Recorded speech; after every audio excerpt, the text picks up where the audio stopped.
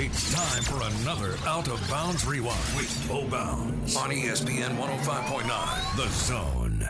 Did you know right off the bat that he would be a guy that could not just run the offense, but had an opportunity to have a monster year?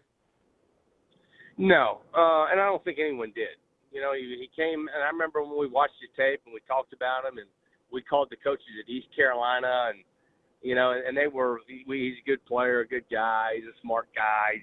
We're trying to go to a more, we want a quarterback that can run the ball. We're going to run the zone read and do this and that. So we're kind of changing the direction we go. So, you know, they were positive about him, but they obviously didn't think he could help them win games. So but what he did and how he threw the ball, we were impressed, and we needed a quarterback. We did not have a quarterback on our roster at Washington State that had taken a snap. We didn't have a quarterback there, so we needed someone. And however we had tracked him down and identified him and went after him was kind of a neat series of events.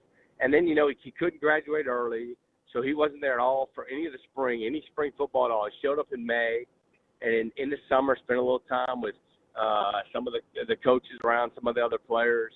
And even as we got into the preseason, you know, he was still competing with Anthony Gordon, who had a hell of a year this year. So he wasn't named the starter till a couple weeks before the first game.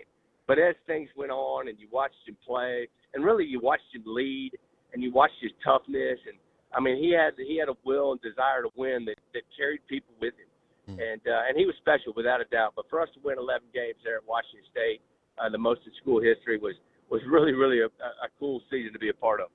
Don't miss one moment of the Out of Bounds Show with Bo Bounds. Weekdays 7 a.m. till 10 a.m. on ESPN 105.9, The Zone.